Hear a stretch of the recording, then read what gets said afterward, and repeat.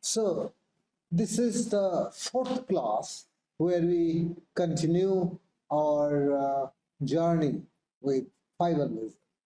Let me briefly summarize the what we learned in the last class with regard to the pumping of a fiber laser and its subsequent lasing. Like any other solid state laser, fiber lasers too are optically pumped.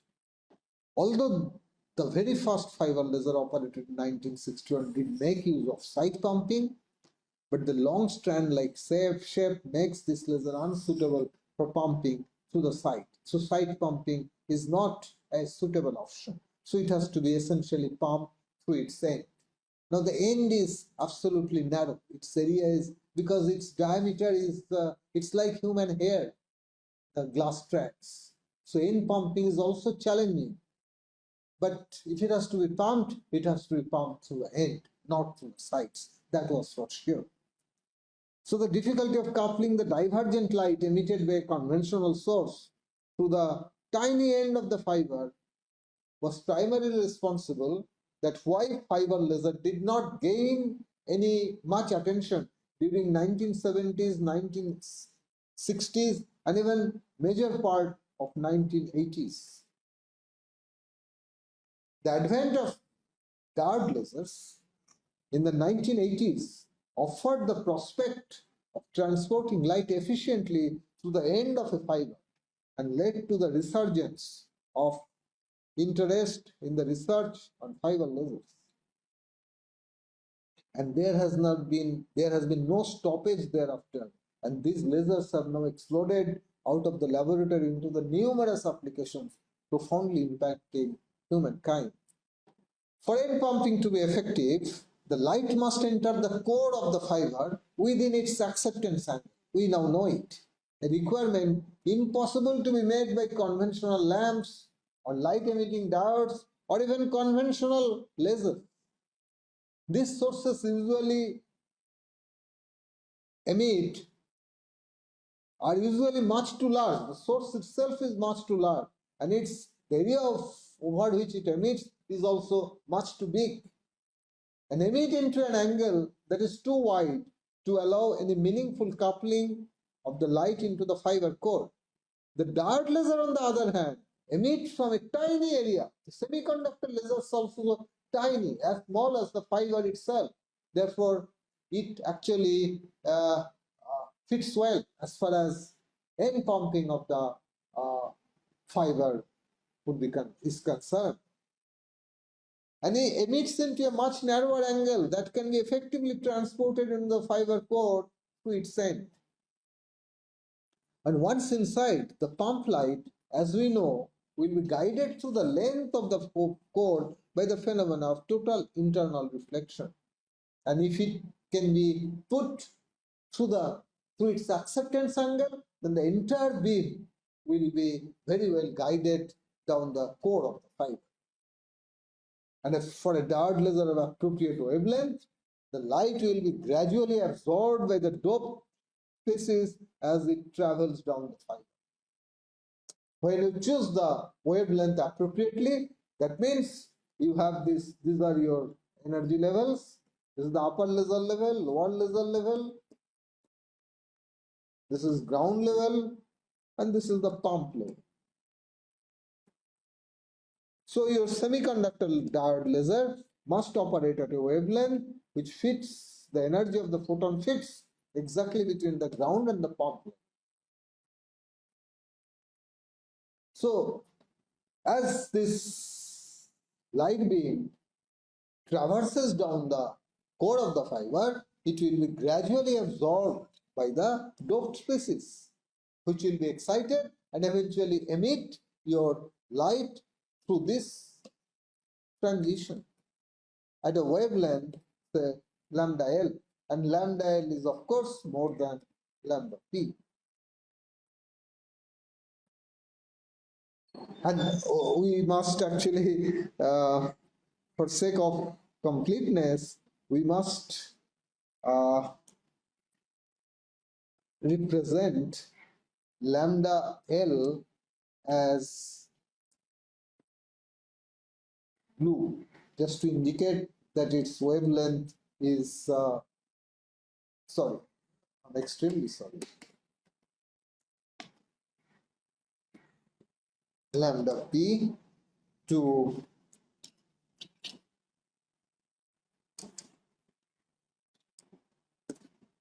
this is lambda L, that lambda L is more than lambda P. All right. So then how will be the experimental system? Let us explore it. So like any other laser, the onset of lasing in an active fiber also requires cavity. You must have a cavity. You know it now very well, that laser is nothing but an integration between cavity and an population imparted medium in which you have established gain. A very simple fiber laser cavity configuration along with the end pumping arrangements from both sides is shown here schematically. The emission from a diode laser. Let us first consider pumping through one end. So this is a diode laser. The output of the diode laser, emission from a diode laser, is appropriately focused. This is the focusing lens, and then launched into the fiber through its acceptance angle. This angle is its acceptance angle. Otherwise, pumping will be inefficient. Launched into the fiber by means of a suitably located dichroic mirror. So this is a dichroic mirror. So the pump wavelength is, this is the pump wavelength, lambda p. This dichroic mirror is such that this is the mirror. So you shine it with the wavelength lambda p, it is reflected.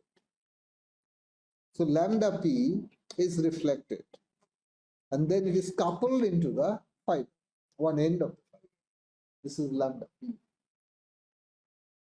And then it offers high reflection at the pump wavelength and high transmission at the lasing wavelength.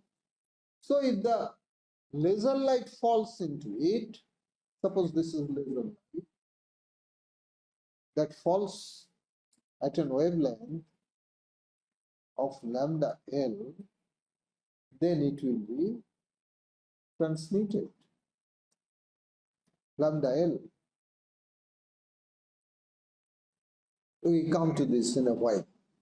So then this dichroic mirror actually reflects this focused beam of light that is emitted by a diode laser. Diode laser is this somewhere here. Diode laser, and it couples into the fiber through its end within its acceptance angle. The pump and the laser beams are indicated, this pump is indicated in green and laser beam is indicated in red respectively, to underscore the fact that lasing always occurs at a wavelength longer than the pump. So as this pump beam travels down this core, the core will of course have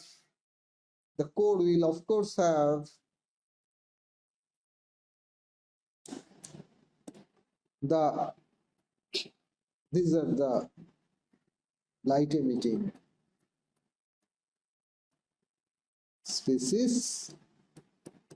So as the light travels through this, they will absorb this light at wavelength lambda p.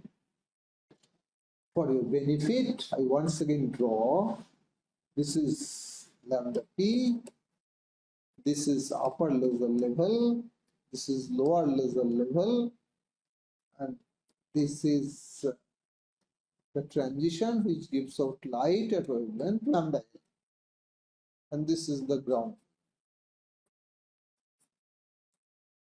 where initially all the dopant species reside. And this pump actually excites them to the upper laser level, of course, through the pump. So as this traverses down it, they are excited. And they then would emit, once they're here, they have been excited to this, then they will emit their spontaneously emitted photons, which will travel in all directions, those which would shine the core-clad interface at an angle exceeding the critical angle, will be able to guide it through this, and the stimulated emission will be seeded by those photons. And that is how the amplification of light will occur at this one, through stimulated emission. The central circular twist that you see here on the fiber, seen in this figure, basically emphasizes that the active length here usually far exceeds the cavity length. You see, normally, as you know, the fiber laser, the active length can be several meters to even several kilometers. Now, obviously, you cannot have a cavity, the length of the cavity which should be in kilometer. It is impractical to place the two mirrors of the cavity kilometers apart. So actually, fiber is therefore coiled so that the whole apparatus fits into a conveniently sized enclosure. So coil the fiber, and it doesn't matter. Light travels through it still without any spillage, because always it is traveling through this zigzag path. It doesn't matter what is the shape of this optical fiber. You can easily coil it, and that is what is done to fit it into a conveniently sized enclosure. And the ends of the fiber are anti-reflection coated to avoid intracavity loss through Fresnel reflection. So as you know, Fresnel reflection is actually about 4% reflection. Every time light shines onto a glass interface, it will 4% of that light will be reflected. So suppose if you don't coat this end, anti-reflection coating, then the light that will, let us say, see in a to and fro journey, light starts from here, it starts its journey, here it will undergo 4% reflection loss, then it travels into the rear mirror and it comes back, and again it undergoes 4% reflection, then it goes here, it again undergoes 4% reflection, it again travels and undergo reflection on this output mirror, and as it travels back, it undergoes again 4% reflection, and then it returns back here. So one to and fro journey, it undergoes approximately 16% loss. With such a big loss, it will be a very great disadvantage as far as the operation of the laser is concerned. So you actually coat it, anti-reflection coating. You already have studied how do you coat a surface anti-reflection. Put an anti-reflection coating on a surface. So with anti-reflection coating, this loss will be reduced almost to zero. So then this is a very qualitative description of how would you operate a fiber laser. And to enhance the pumping efficiency, you actually pump it from both ends of the fiber. Just same arrangement you also put on the other end, so that you actually pump it from both ends to enhance the efficiency of pumping and eventually to get a better performance of the laser. Now, how do you scale up the fiber laser power? What are the problems and what are the remedies? Let us quickly discuss them. You see, for any laser, power scaling of the fiber laser should be like any other laser. The power scaling of the fiber laser should also be possible to increase the active length. If you increase the active length, that means you are increasing the number of light emitting species. So you will generate more light. So that is a very convenient way of increasing the power of the laser. However, this is not entirely true for a fiber laser. As with increasing power, certain nonlinear process becomes operative and eat away the intracavity power. What are they? The very long and thin geometry of the fiber has of course granted this laser two major advantages. One, of course, is easy removal of waste heat, because if you increase the surface area, the heat will be dissipated more efficiently through this large surface area. An inbuilt capability to operate on the lowest order transverse mode, or TM0 mode. And because the area is very small, it intrinsically offers advantage to the operation of lower order mode, which is called TM0 mode.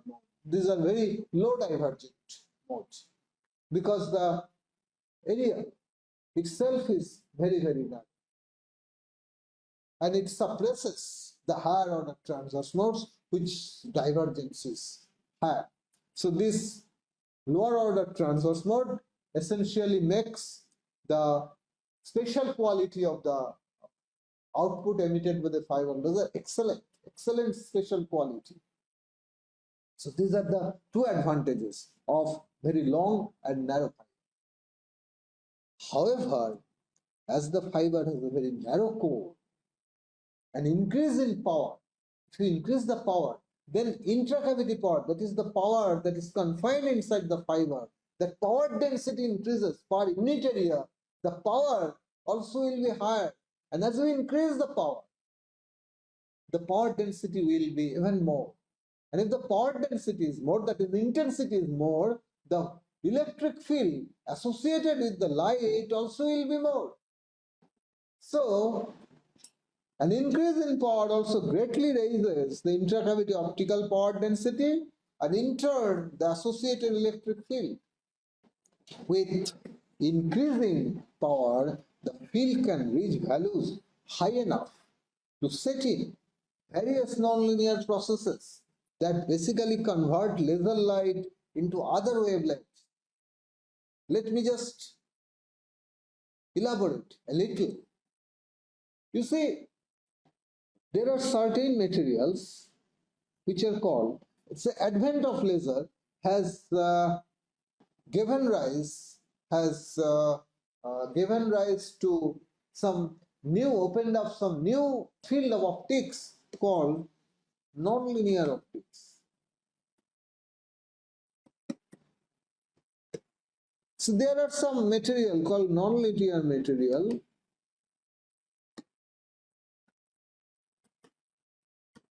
through which, when light passes, and if the intensity of light, that is the electric field associated with light, is extremely high, then they actually convert this light. Suppose this light is at a wavelength of lambda 0, or frequency nu 0. Then this nonlinearity that is induced by large high electric field associated with this optical wave can actually convert this wavelength into half this wavelength. That is, if this wavelength were lambda 0, as it traverses through this material, this wavelength becomes half. Lambda 0 by 2. That is, frequency becomes two times mu 0, the original frequency. This is called second harmonic generation. That is, this nonlinearity doubles the frequency of the light. So these are some nonlinear processes. There are many nonlinear processes. This is one of the most important nonlinear processes.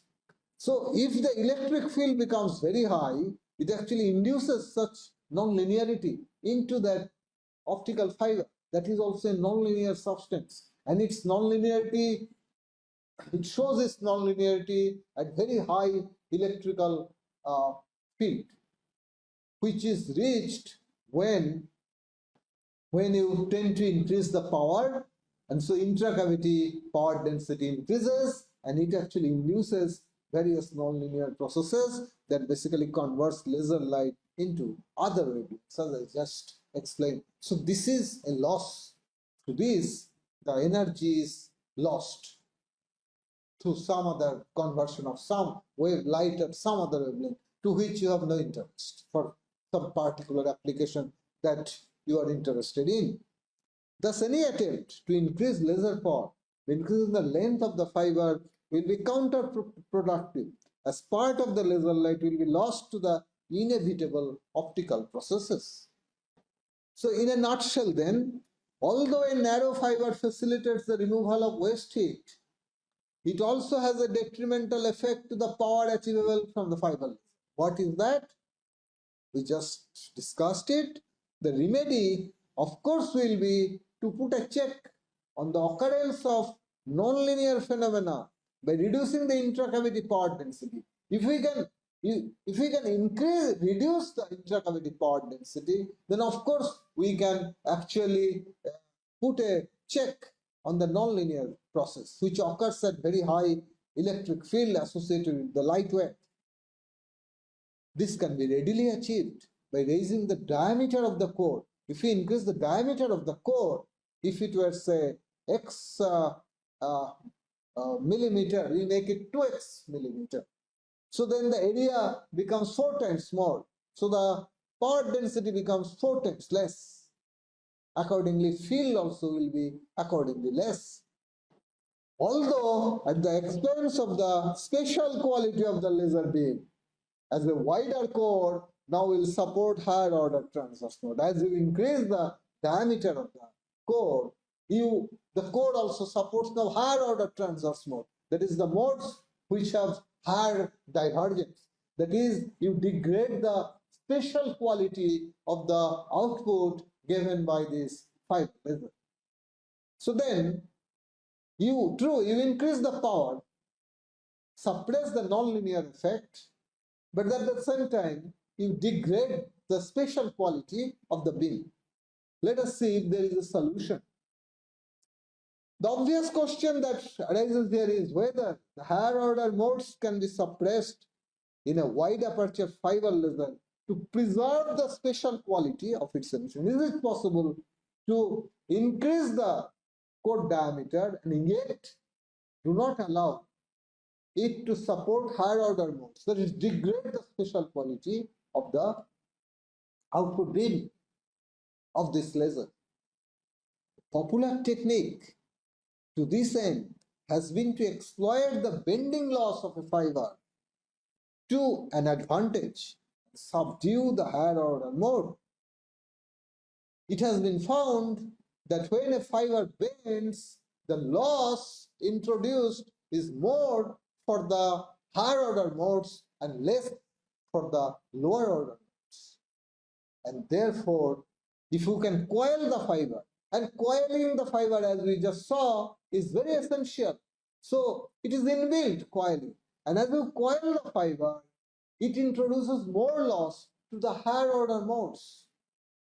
And therefore, you can actually almost endlessly increase the output power from a fiber laser without degrading its spatial quality. And as we know that the output power of the fiber has been reached to tens of kilowatt continuous power and megawatt scale pulse power. All right, so this is all about fiber laser. Let us quickly take a look at the performance of this fiber as the amplifier. Similar to any optical amplifier, an active fiber can also be amplified, can also amplify light of frequency that falls within its gain bandwidth. Suppose you have an active medium in which you have imparted gain, you have created population motion, you have imparted gain over a frequency or the wavelength range, say lambda 1 to lambda 2. Now so you have created gain over these wavelengths. Now if you put a beam of light to this weak beam of light of say wavelength, say lambda 0, which lies somewhere in between lambda 0 at wavelength. Now if it travels through this amplifier, it will be amplified. It will extract energy. You already have studied optical amplifier. So a fiber too can perform as an amplifier. An erbium fiber amplifier is most popular because it actually is used as a light amplifier for optical fiber communication. We'll just come to this in a while. Erbium has a strong absorption at 980 nanometer wavelength. So how the fiber amplifier will work? It is almost the same, the way fiber laser works, only you do not have a cavity here. So the diode laser that operates at 980 nanometer, this fiber is doped with erbium.